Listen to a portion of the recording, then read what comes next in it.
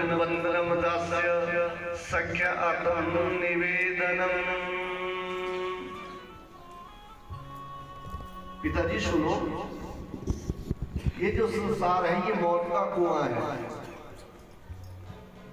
इसलिए तुम क्या करो, तुम भी ईश्वर का नाम लो। श्रवणम कीर्तनम विष्णु समलम पाद से बने, अर्चनम वंदनम दास्य सख्य आत्मनिवेदनम। पहले भगवान का नाम सुनना पड़ता है, फिर भगवान की सेवा करनी पड़ती है, फिर भगवान का अर्चन वंदन करना पड़ता है। सख्या आत्मनिवेदनम, फिर भगवान हमारे बीच में विराजमान हो जाते, तब हमारा कल्याण होता है। जब इतनी बात पिताजी ने सुनी तो पिताजी को बड़ा क्रोध आया। पिताजी ने क्या किया, गुरु को खूब डांटा और कहा तुम इस बालक को फिर से पुनः गुरुकुल में ले जाओ और इसको शिक्षा दो। बालक चला गया गुरु महाराज जी के साथ गुरुकुल में, लेकिन जब दूसरी बार गए तो बालक प्रहलाद ने क्या किया, जितने दैत्य बालक थे सबको भक्ति का पाठ पढ़ा दिया। उनसे कहा था कि भाइयों सुनो, प्रथमेन अर्जितं विद्या द्वितीयेन अर्जितं धनं तृतीयेन अर्जितं धर्मं चतुर्थे किं करिष्यति। कि 25 वर्ष तक मनुष्य को विद्या ग्रहण करनी चाहिए और 50 वर्ष तक धन कमाना चाहिए। 50 वर्ष के बाद जब 51-52 जब लग जाता है तो घर को छोड़ो और मन की तरफ चले जाओ, तो भक्ति करो।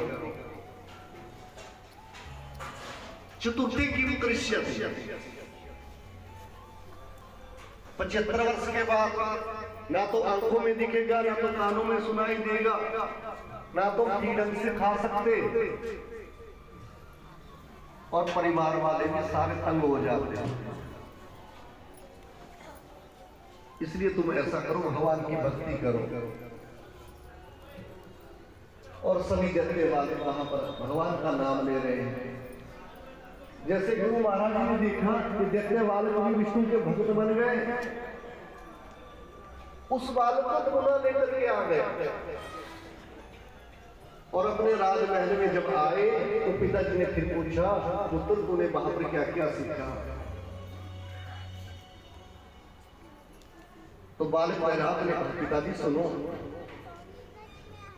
अभिवादन सिद्धस्य नित्यं विद्रो सेविनः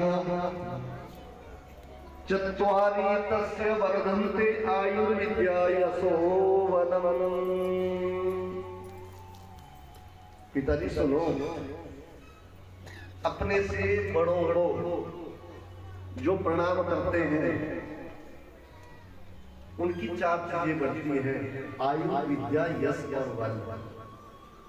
इसलिए सबको प्रणाम करना चाहिए। कण-कण में भगवान है और कण-कण ही भगवान है। आज पिताजी को क्रोध आया और पिताजी ने उस बालक से कहा कि बालक भैया सुनो, दुर्लभम मानुष जन्मं तदप्य ध्रुव्या अर्थवयम्।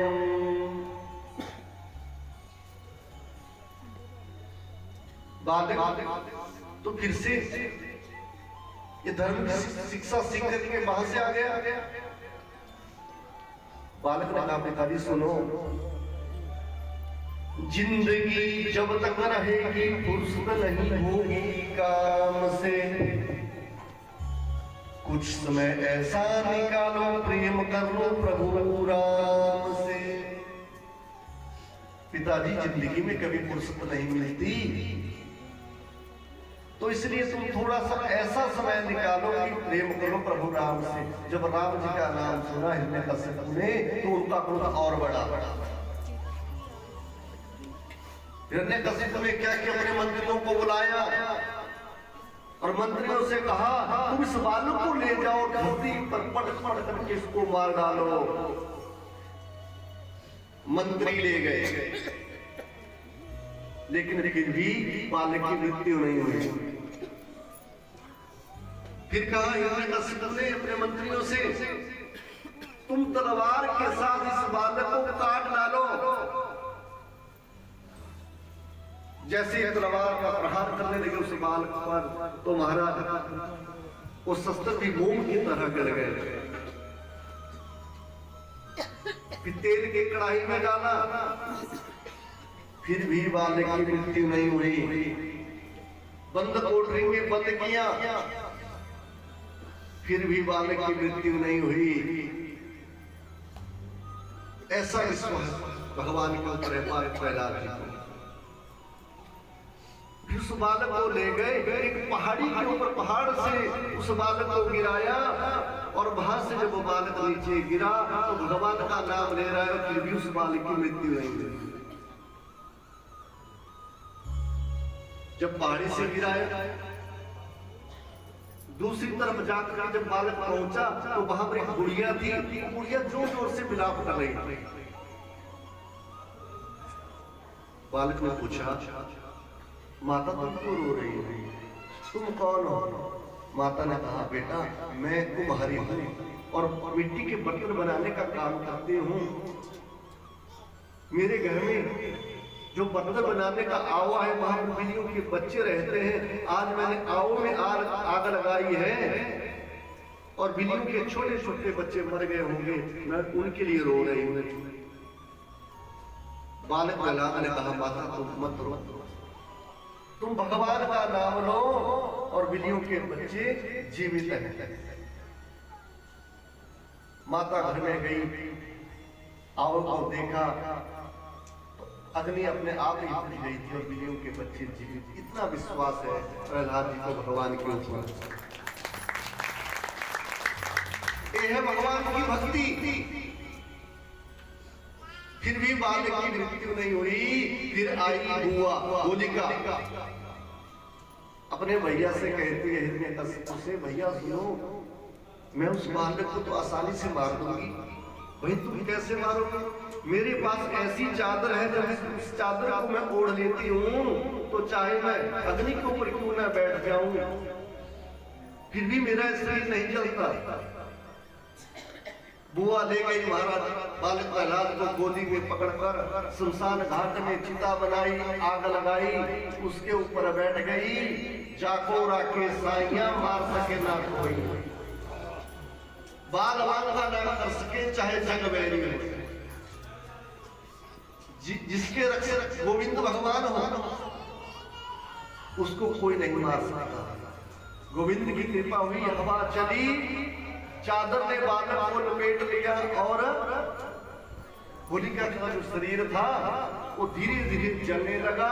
8 दिनों तक वो शरीर वहां पर जलता रहा। तभी से होलिका के समय 8 दिन जो है होलाष्टक माने जाते हैं। उन दिनों में समुद्र के किनारे कोई घर हो तो वहां पर कोई पुण्य कर्म नहीं होता, ना तो पूजा पाठ होता। वो 8 दिन तब से वर्तित रहे, उनको होलाष्टक कहते हैं। बोलिए सच्चिदानंद भगवान। फिर महल में बालक घर पहुंच गया करके फिर पूछा हिरण्यकशिपु ने, बेटा सुन, क्वासौ यदि सर्वत्र कस्मात् स्तंभेन दृश्यते। आप कहते हो कि हर जगह भगवान है, इस खंबे में भगवान है। तलवार निकाली और तलवार का प्रहार किया, खंबे के ऊपर जोर से आवाज हुई और उस खंबे से नरसिंह भगवान जी का प्राकट्य हो गया। बोले नरसिंह भगवान की। सशंख चक्रम सकिरीट कुंडलम सपीतवस्त्रं सरसीरुहिक्षणं सहारवत्सलकौस्तुभं नमामि विष्णुं शिरसां चतुर्भुजं। बोले नरसिंह भगवान की जय। नरसिंह भगवान ने बालक प्रहलाद को गोदी में उठाया। जिस तरह गाय कोई बछड़ी से प्रेम करती है, अपनी बछड़ी को चाटती है, वैसे ही आज नरसिंह भगवान बालक प्रहलाद से हमारा प्रेम कर रहे हैं। लेकिन जो हिरण्यकश्यप ने जो पाप किया था, उस पापी को भी तो सजा देनी है। वहां से गए और हिरण्यकश्यप को पकड़ करके ले गए, अपने बगल में दबाया और वेदिका के बीच में खड़े हो गए। राजन सुनो, कौन कौन से वरदान आपने प्राप्त किए थे। ना तो मैं अंदर मरूं ना बाहर मरूं, ना दिन में मरूं ना रात में मरूं, ना तो अंदर है ना तो बाहर है, और ना ही दिन है और ना ही रात है। आपने वरदान प्राप्त किया था, ना तो मैं अस्त्र से मरूं ना शस्त्र से। मेरे हाथों में कुछ नहीं है, केवल मेरे नाखून ही तेरे लिए काफी है। आपने वरदान प्राप्त किया था कि 12 महीनों में भी मेरी मृत्यु ना हो। तेरे लिए मैंने 13वां महीना अधिक मास बनाया है। आज उस वेदिका के बीच में नरसिंह भगवान ने अपने नाखूनों से हिरण्यकश्यप को छाती को चीर डाला। वो नरसिंह भगवान गोविंद भगवान और बालक प्रहलाद की भक्ति देखो, विश्वास देखो बालक प्रहलाद का। भगवान नरसिंह ने कहा, बालक प्रहलाद तुम वरदान मांगो। प्रभु मुझे कुछ नहीं चाहिए, लेकिन मुझे तुम एक वरदान दे दो। कौन सा वरदान? मेरे पिता के लिए मुक्ति मिल जाए। भगवान ने कहा, सुनो प्रहलाद, आपने अपने पिता की बात की, लेकिन आपने जो भक्ति की, इस भक्ति से आपकी 21 पीढ़ियों का उद्धार हो जाएगा। बोलिए गोविंद भगवान। और जो भागवत कथा को श्रवण करता है और भागवत कथा को करवाता है, उसकी भी 21 पीढ़ियों का उद्धार हो जाता है। यह नरसिंह भगवान की कथा सुनने का फल। लेकिन भागवत प्रेमी सज्जनों, भगवान नरसिंह का अवतार कहाँ हुआ था? पता है महाराज जी किसी को? प्रेम से कह दो राधे राधे। आपके पंजाब क्षेत्र में हुआ था। मुल्तानपुर कोई स्थान है, उस जगह पर हुआ था। आज जो पंजाब वाले लोग सरदार भाई लंबी दाढ़ी रखते हैं, लंबे लंबे बाल रखते हैं, इस नरसिंह अवतार स्वयं अपने आप को मानते हैं, यही सनातन धर्म को अपनाते हैं। बोलिए सच्चिदानंद भगवान की। और जो भी भक्तजन भगवान की इस कथा को श्रवण करता है, भगवान उनकी सब मनोकामना को पूर्ण करते हैं। आइए कृष्ण अवतार की कथा में प्रवेश करते हैं। थोड़ा सा समय लाइट में बर्बाद कर दिया, नहीं तो इतनी देर को कथा भगवान कृष्ण का अवतार हो जाना था। कोई बात नहीं, 10-15 मिनट और ज्यादा लग जाएंगे, तब तक आप शांतिपूर्वक आपने बैठे रहेंगे। बोलिए गोविंद भगवान की जय। श्री कृष्ण गोविंद हरे मुरारे, हे नाथ नारायण वासुदेवा। श्री कृष्ण गोविंद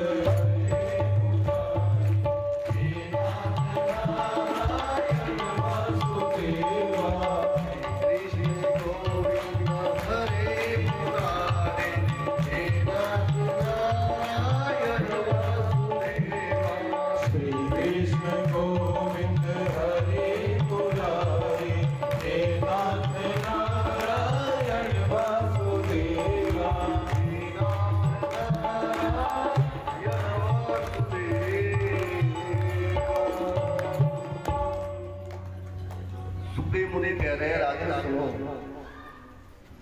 रुद्रवंदन हुआ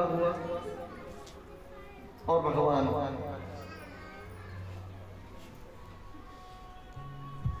कच्छप बने। इसी तरह से भगवान की जो मुख्य जो अवतार हैं वो 10 अवतार हैं महाराज। और फिर उसके उपरांत मत्स्य अवतार हुआ, वामन अवतार हुआ, प्रभु राम जी का अवतार हुआ और राम अवतार के बाद भगवान कृष्ण इस धरा के ऊपर आए। बोलिए सच्चिदानंद भगवान की जय। कृष्ण नारायण वंदे कृष्ण वंदे ब्रज प्रियम कृष्ण द्वैपायनो वंदे कृष्ण वंदे वृथासुतम। भागवत प्रेमी सज्जनों, मथुरा में किसका जन्म हुआ? कृष्ण का। कंस का जन्म हुआ था मथुरा में, हुआ था ना महाराज। पहले मामा जी आए, कंस राजा उग्रसेन थे मथुरा के राजा। उनके घर में संतान नहीं थी और उनकी पत्नी का नाम है पवन रेखा। एक बार पवन रेखा अपनी 10,000 सखियों के साथ स्नान करने के लिए जा रही थी। जाते जाते वन में दुर्मिल नाम का दैत्य था। उस दैत्य की परछाई पड़ी और परछाई के प्रभाव से ही पवन रेखा गर्भवती हो गई। 1 वर्ष के बाद उनके घर में पुत्र पैदा हुआ और राजा उग्रसेन चले गए अपने कुल पुरोहित के पास। महाराज, हमारे पुत्र का भविष्य देखो। कुलगुरु ने कहा, राजा उग्रसेन सुनो, आपका जो बेटा होगा ये बड़ा ही दुराचारी होगा। महाराज, कैसा दुराचारी होगा? छोटी उम्र में किसी के बच्चे की लात तोड़ेगा, बाजू मरोड़ेगा और बड़ी उम्र में तेरे सर को फोड़ेगा। ये भविष्यवाणी। राजा उग्रसेन सोच रहे हैं, कई वर्षों के बाद महाराज हमारे घर में एक बालक ने जन्म लिया, वो बालक भी दुराचारी होगा। और कंस ने ऐसा ही किया। जब बड़ा हुआ तो शिव तपस्या की। शिव तपस्या करने के बाद ये जो कंस है ये जा रहे हैं सभी देशों की ओर कि मैं सभी देशों के जो राजा हैं उनसे मैं युद्ध करूंगा और उनके ऊपर मैं विजय प्राप्त करूंगा। तो जाते जाते महाराज देवर्षि नारद से भेंट हो गई कंस की। कंस ने देवर्षि नारद को पकड़ लिया। महाराज, तुम हमसे युद्ध करो। देवर्षि नारद जी ने कहा, राजा सुनो, संत ब्राह्मणों का काम नहीं होता लड़ना झगड़ना, हमारा काम है भक्ति करना। इसलिए विजय तुम्हारी है। वहां से निकले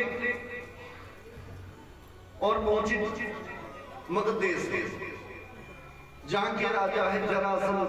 जरासंध को ललकारने लगे, राजा जरासंध, हमसे युद्ध करना पड़ेगा।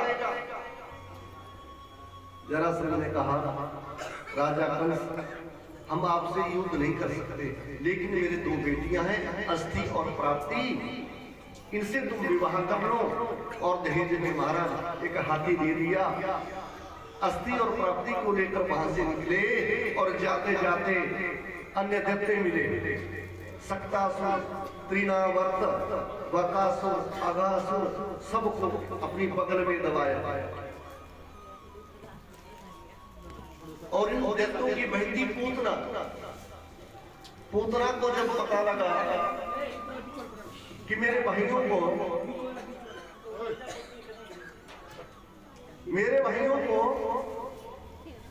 कंस ने अपनी बगल में पकड़ा हुआ है। तो पूतना ने क्या किया, कंस के आगे जाकर के खड़ी हो गई, विकराल रूप बनाया और कंस को ललकारने लगी, राजा कंस आपको मुझसे युद्ध करना पड़ेगा। कंस सोच रहा है, तो देखो एक स्त्री से यदि पुरुष को मार खानी पड़े तो अच्छा नहीं रहेगा। जोर से आवाज लगा दी, बहन सुनो सुनो, तुम मेरी धर्म की बहन हो। और बहन बना लिया पूतना, तुम भी मेरे साथ चलो, मेरे राजमहल में रहो। और पूतना को भी वहां से ले आए और अपने राजमहल में। और कंस है, कंस ने अपने पिता से पूछा कि पिता से मथुरा के राजा कौन है? राजा उग्रसेन ने कहा, मथुरा का राजा तो मैं हूं, मथुरा के राजा आप नहीं, मथुरा का राजा कंस है। और मुकुट को उतारा और अपने सिर के ऊपर जो विराजमान किया, स्वयं सिंहासन के ऊपर बैठे और कंस के नाम का जयकारा लगाने लगे। कंस की जय हो, सभी से कहा कंस की जय हो, ये सभी ने कहे। जब इस धरती के ऊपर जब कंस जैसे पापी उत्पन्न हो गए, धरती के ऊपर पाप ही पाप बढ़ गया, तो धरती मैया आज बड़ी दुखी है। धरती मैया रो रही है, पृथ्वी गई और ब्रह्मा जी से कहा, महाराज कोई उपाय करो। ब्रह्मा ने कहा, देवी तुम चिंता मत करो, हम जाएंगे गोलोक धाम में। आज ब्रह्मा, विष्णु, शिव और धरती मैया चले गए गोलोक धाम में। वहां पर जाकर के जब पहुंचे तो मुख्य दरवाजा बंद था, वहां पे एक अप्सरा थी जिसका नाम था सतानंदा। सतानंदा ने पूछा ब्रह्मा से, महाराज तुम कौन हो? ब्रह्मा ने कहा, मैं ब्रह्मा हूं। किस लोक के ब्रह्मा हो? अब ब्रह्मा को पता नहीं था मैं किस लोक का ब्रह्मा हूं। शिव भगवान अपनी धोती को उठा रहे, मैं आगे जाऊंगा। शिव जैसे आगे बढ़े, अप्सरा ने पूछा, महाराज तुम कौन हो? मैं शिव जी हूँ। कौन शिव जी? किस लोक के शिव जी? अब शिव जी को कोई पता नहीं मैं किस लोक का शंकर भगवान हूँ, मैं किस लोक का शिव जी हूँ। उनका बुखार भी उतर गया। फिर बड़े आगे विष्णु भगवान, विष्णु से पूछा, विष्णु ने क्या किया? सबसे पहले देवी को प्रणाम किया। प्रणाम करने के बाद उस देवी ने पूछा, महाराज तुम कौन हो? मेरा नाम विष्णु है। तुम किस लोक के विष्णु हो? जिस लोक को बाबा भगवान ने अपने पगों से मापा, मैं उस लोक का विष्णु हूं। ठीक है महाराज।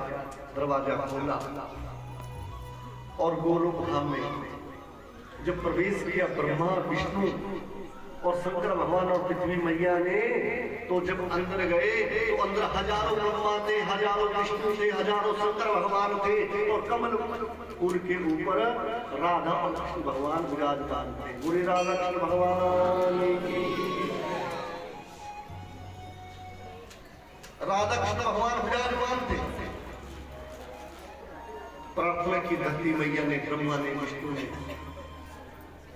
राधा कृष्ण प्रेममयी शक्ति, कृष्ण सौभाग्यदायिनी, कृष्ण भक्ति प्रदे राधे, नमस्ते मंगलम प्रदे। धरती मैया ने कहा, प्रभु धरती के ऊपर पाप ही पाप फैल चुका है। भगवान ने कहा, देवी तुम चिंता मत करो, बस मैं आ रहा हूं। देवकी और वसुदेव जी के घर में तुम यहां से जाओ और सब ग्वालों से कहना कि तुम अपना सुंदर श्रृंगार करो। संतों से कहना कि अपने मन को पवित्र कर लेना, और नदियों से कहना, गंगा से कहना, यमुना से कहना कि तुम अपना जल पवित्र कर देना। भगवान जल्द ही देवकी और वसुदेव के घर आ रहे हैं। तो भागवत प्रेमी सज्जनों, अपने जीवन में कंस ने कोई अच्छा काम नहीं किया, लेकिन एक बार उनके मन में अच्छा काम करने की इच्छा उत्पन्न हो गई। उनकी जो चचेरी बहन है देवकी, देवकी का रिश्ता वसुदेव के साथ तय कर दिया और ब्रह्म विधि से विवाह करवाया। विवाह करने के बाद अपने स्वर्ण रथ के ऊपर दोनों को बिठाया और स्वयं बहन के घर छोड़ने के लिए जा रहे हैं। कंस जब जा रहे थे, जाते जाते क्या हुआ, आकाशवाणी हुई, अस्यास्त्वं अष्टमो गर्भो हंताया वसे बुधः। राजा कंस सुनो, जिस बहन को तुम छोड़ने के लिए जा रहे हो, इसके 8वें गर्भ से तेरा काल उत्पन्न होगा। जैसे आकाशवाणी को कंस ने सुना, देवकी को बालों से पकड़ा, तलवार का प्रहार करने लगे। वसुदेव ने कहा, महाराज सुनो, देवकी के द्वारा तुम्हारी मृत्यु नहीं होगी, देवकी गर्भ से जो बाल उत्पन्न होंगे उनके द्वारा तुम्हारी मृत्यु होगी, इसलिए तुम देवकी को छोड़ दो। कंस ने क्या किया, वसु और देवकी के हाथों और पांव में बेड़ियां बांधी और जेल में उनको डाल दिया और वहीं पर जेल में रह रहे हैं वसुदेव और देवकी। 1 वर्ष के बाद उनके एक बच्चा पैदा होगा। वसुदेव जी ने उस बच्चे को लिया और चले गए कंस के पास। राजा, ये हमारी पत्नी का पहला बच्चा है, तुम इसको मारो या रखो, तुम्हारे हाथ की बात। कंस ने कहा, वसुदेव सुनो, तुम सत्यवादी, आपने अपना वचन निभाया, मैं आपके बच्चे को नहीं मारूंगा। और वसुदेव जी को वहां से भेज दिया। लेकिन कंस अपने महल में शांतिपूर्वक बैठ गए। देवसी नारद को जब पता चला कि कंस ने वसुदेव जी को बच्चे के साथ जेल में पुनः भेज दिया, देवसी नारद जी ने क्या किया, एक फूल लिया कमल का, उसमें 8 पंखुड़ियां थी और चले गए राजा कंस के महल में। राजन सुनो, ये फूल है, इस फूल में कितनी पंखुड़ियां हैं? कंस ने कहा 8। यहां से गिन लो तब भी यहाँ 8, यहां से गिन लो तब भी यहाँ 8। देवकी का पहला बच्चा भी आपका काल बन सकता है। पापी कर गए, पहले बच्चे को मार दिया। इसी तरह देवकी की 6 संतानों को नष्ट कर दिया कंस ने। फिर आया शेषावतार का समय। आज स्वयं भगवान ने योग माया से कहा, योग माया सुनो, नामहेनी कुर्वन्ति स्थापनानि च नराभुवि दुर्गेति भद्रकालेति विजया वैष्णवीति च। योग माया सुनो, तुम देव के गर्भ से 7वां बालक निकाल करके ले जाओ और रोहिणी के गर्भ में स्थित कर दो। जब कंस पूछेगा तो कहना देवकी से कि कंस ने यही बात कहना कि हमारा 7वां बच्चा गर्भ में नष्ट हो गया है। अब भगवान कृष्ण अवतार का समय आया, लेकिन बंधुजनों, कृष्ण अवतार से 8 वर्ष पहले ही बरसाने में विद्वानों के घर राधा जी का प्राकट्य हो गया था। बोलिए राधा रानी। श्री कृष्ण गोविंद हरे मुरारे, हे नाथ नारायण वासुदेव। आज भगवान के प्राकट्य का समय आया और सभी देवी देवता आकाश में आ गए हैं विमान लेकर के, सुंदर वाद्ययंत्र बज रहे हैं और सभी देवी देवता कह रहे हैं बोले गोविंद भगवान की। बड़ी देर भई रे नंद लाला तेरी रात के ब्रजवा,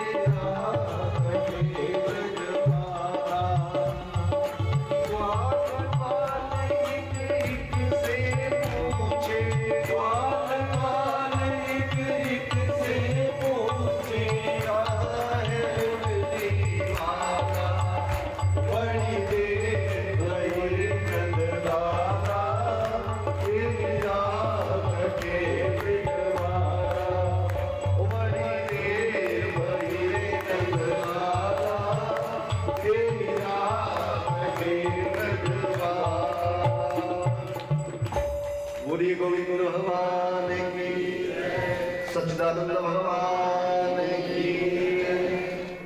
भगवान के प्राकट्य का जब समय आया तो सब तैयारियां कर रहे हैं महाराज। तो भागवत प्रेमी सज्जनों,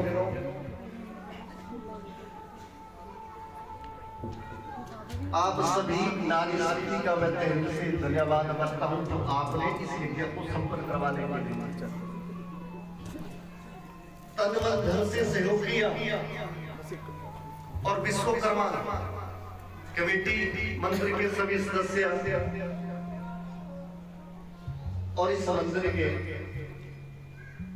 पुजारी श्री श्री आत्माराम जी और सभी सदस्य, आप सभी ने इस यज्ञ को सफल करवाने के लिए अपना सहयोग दिया, समय निकाला। तो व्यास जी से आप सभी का बहुत बहुत धन्यवाद और भगवान की कृपा आप सब लोगों के ऊपर सदैव बनी रहे। लेकिन अभी थोड़ी देर के बाद भगवान का अवतार होगा, लेकिन बंधुजनों, ये जो स्थान है विश्वकर्मा जी का, इस स्थान में अभी कुछ कमियां रह गई हैं। कौन कौन सी कमियां? अभी तो सैंड की कमी है, सैंड में इस मंदिर का बनवाना है।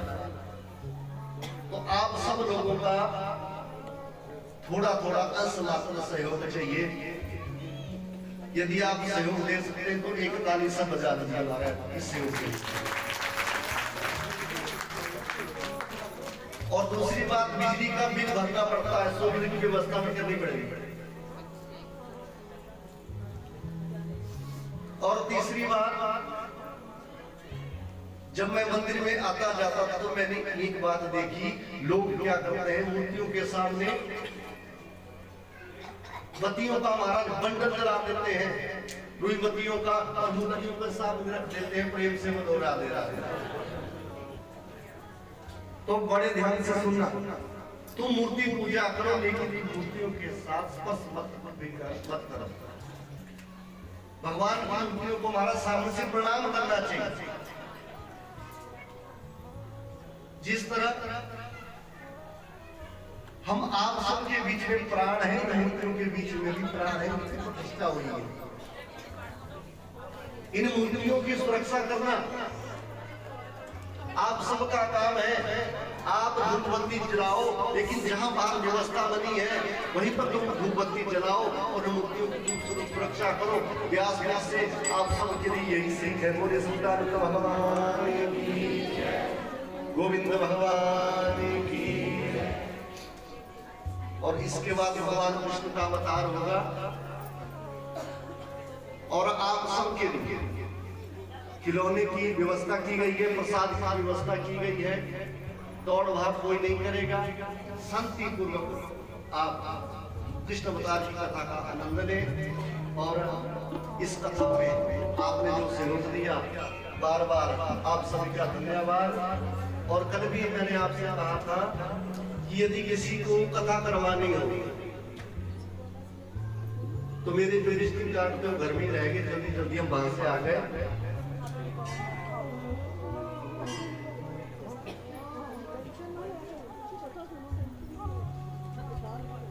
तो कार्ड तो घर में ही रह गए, लेकिन किसी को कथा करवानी हो तो हमारे नीतू बहन से संपर्क करें। लेकिन आप तो उनको पहचानते भी नहीं, पहचानते हैं सब शर्मा जी को? एक बार हमारा खड़े हो जाए, एक बार इनके लिए जोरदार तालियां बजा दीजिए।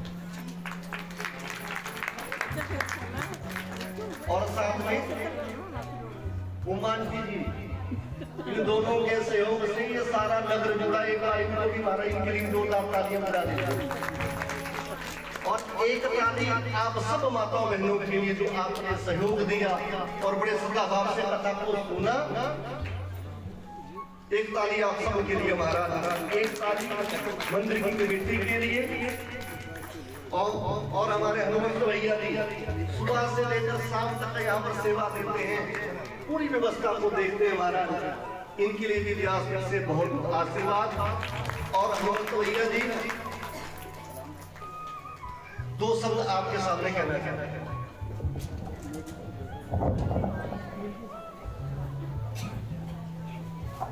बोलो कृष्ण भगवान की। आज का जो प्रसाद है जी, वो श्रीमती सुषमा गोयल, वाइफ ऑफ श्री सतीश गोयल, और Santosh Jindal, wife of Ashok Jindal, Indira Mangla ji, wife of Shri Tarsen Mangla ji, और श्रीनिवास गोयल, राम निवास गोयल, सज्जन गोयल, गोयल एंड कंपनी, और मधु गुप्ता, वाइफ ऑफ सतीश कुमार, और Shri Sudesh Goyal, wife Sudesh Goyal, wife of late Shri Bhushan Goyal, Dimple Goyal, Shri Om Prakash ji Mittal Samana वाले। और एक चीज और, एक छोटी सी बच्ची है हमारा जी, जिसका आज जन्मदिन है।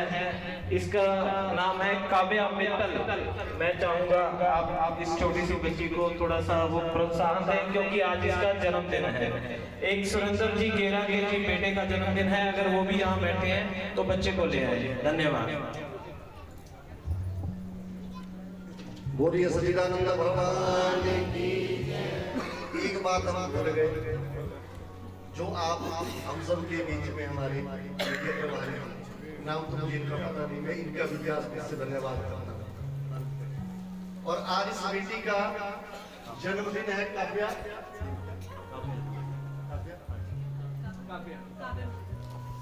जी का जन्मदिन है, तो महाराज आप सबकी ओर से और मेरी ओर से बिटिया के लिए बहुत बहुत बधाई और आशीर्वाद।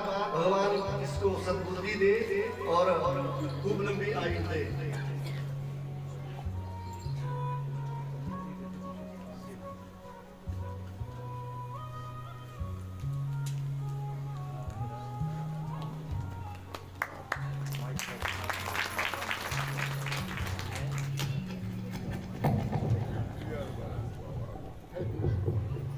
बोलिए सच्चिदानंद भगवान की। अब कथा में ध्यान बनाए रखें। बस थोड़ी ही देर के बाद, बस 2 मिनट के बाद भगवान जी आपके सामने आने वाले हैं, तो बस वो झांकी का सभी आप आनंद लें।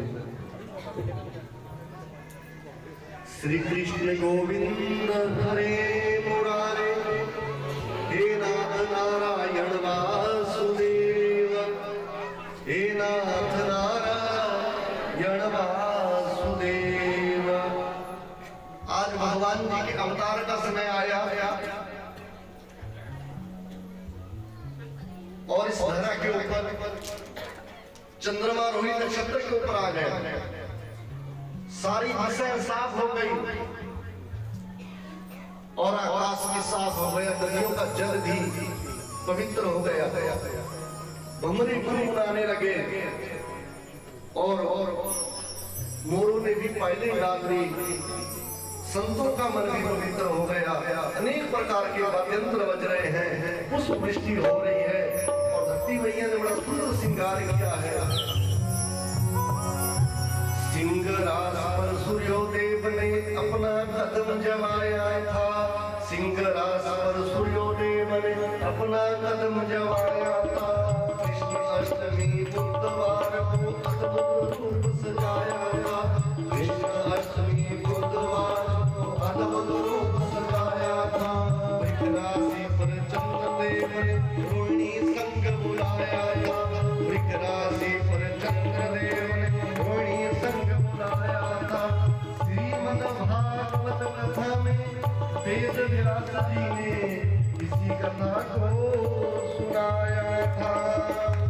भाद्रमास कृष्ण पक्ष रोहिणी नक्षत्र बुधवार और रात्रि के 12 बजे देवकी और वसुदेव जी के घर में हुआ कृष्ण अवतार। बोलिए बालकृष्ण हरि ओम महानो भद्राः क्रतवो यन्तो विश्वतो दग्धासो अपरेता सौर्विदः देवानो यथा सद्विदे असन्न प्रायुवो रक्षितारो दिवे दिवे देवानां भद्रासु मतिर्यूयता देवानां रातिरभिनो निवर्तताम देवानां पुष्पमुपसेदिम भयं देवानां आयुः प्रतिरन्तु जीवसे। बोले वात्सलाल की जय। आप सबको, माताओं बहनों को और विश्वकर्मा कमेटी के सभी सदस्य और सभी बंधुजन, सभी श्रोतागण, आप सबको कृष्ण जन्मोत्सव की बहुत बहुत बधाई हो। और महाराज, जब हमारे घर में जब लाला आता है तो खूब नाचते हैं ना महाराज। आज कौन आए? भगवान कृष्ण खूब नाचेंगे ना महाराज, नाचेंगे। बोले वात्सलाल की जय। वज मथुरा दे बिच अवतार हो गया श्याम का, मथुरा दे बिच अवतार हो गया श्याम का जया। आज मथुरा दे बिच अवतार हो गया श्याम का जया। आज मथुरा दे बिच अवतार हो गया श्याम का जया। वात्सलाल की अवतार हो गया श्याम का जया।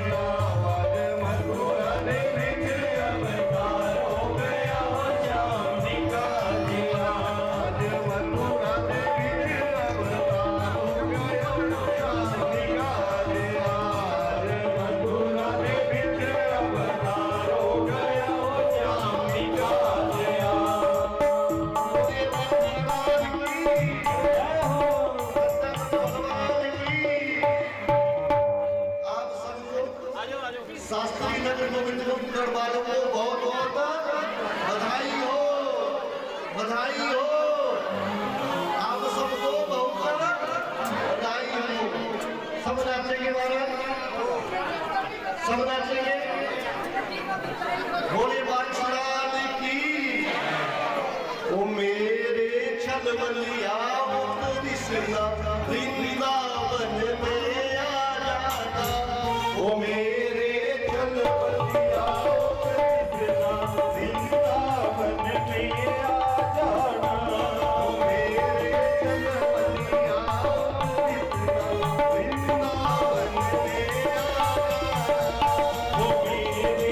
छलवलिया कृष्णा वृंदावन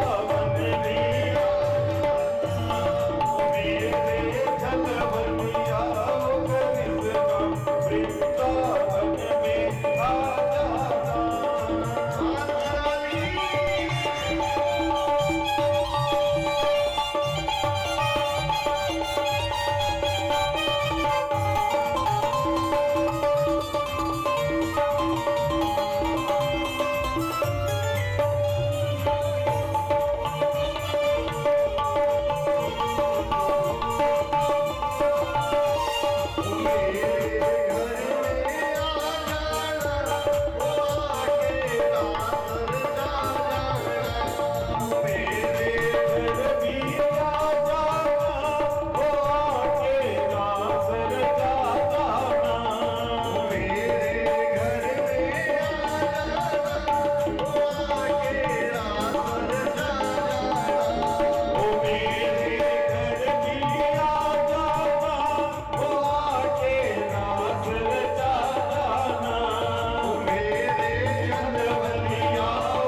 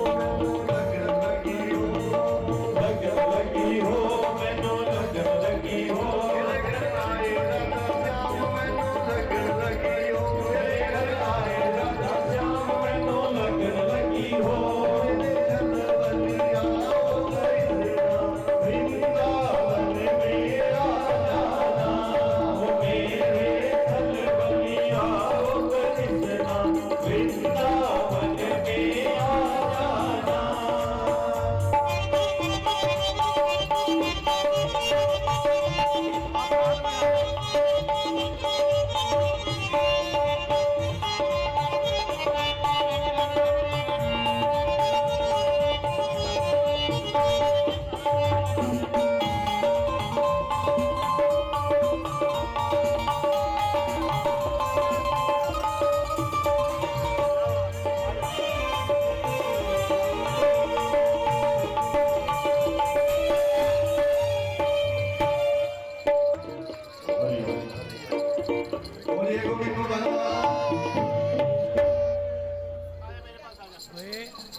बोलिए वृंदावन बिहारी लाल की। आप सबको बहुत बधाई। अब ठाकुर जी को भोग लगेगा और भोग के बाद आरती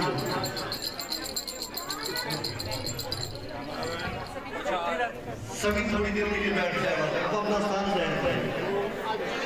आओ भोग लगाओ मेरे मोहन, आओ भोग लगाओ मेरे मोहन,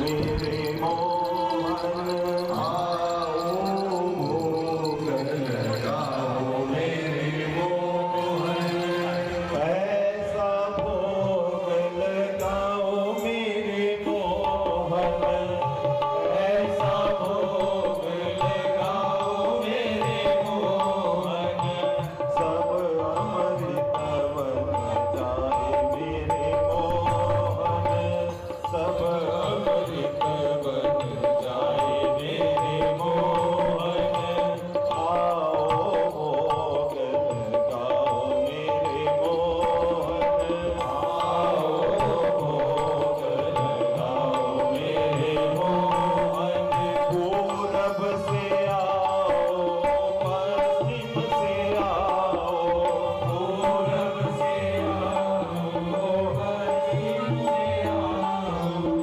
उत्तर से आओ दक्षिण से आओ, उत्तर से आओ दक्षिण से आओ, चारों दिशाओं से आओ मेरे मोहन, चारों दिशाओं से आओ मेरे मोहन, आओ भोग लगाओ मेरे मोहन, आओ भोग लगाओ मेरे मोहन, हिरणी के बैर सुदामा के तंदुल, हिरणी के बैर सुदामा के तंदुल, रुचि रुचि भोग लगाओ मेरे मोहन, रुचि रुचि भोग लगाओ मेरे मोहन, आओ भोग लगाओ मेरे मोहन, आओ भोग लगाओ मेरे मोहन, नाभ्यासिदन्तरिक्षगं शिष्णोदयोः समवर्तता, पदभ्यां भूमिस्त्रिसहस्रोत तथा लोकान् कल्प्यन्।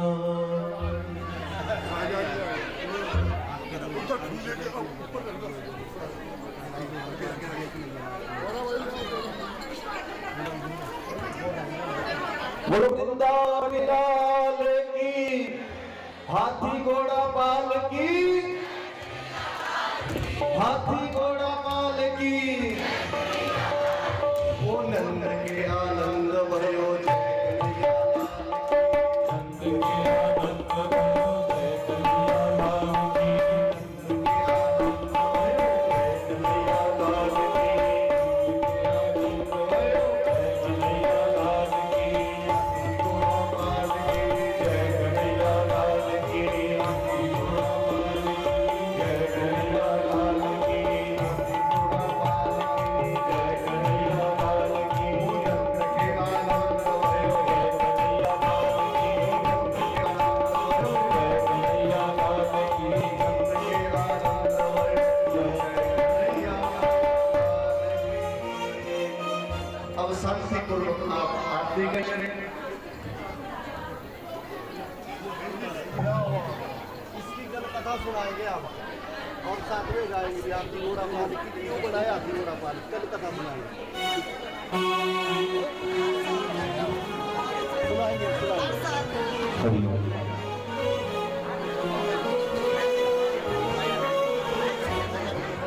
हरि ओम।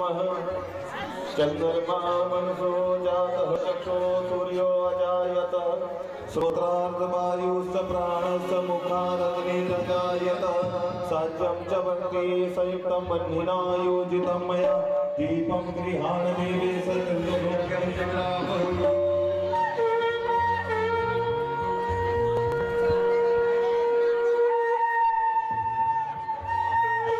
तेरी आरती कन्हैया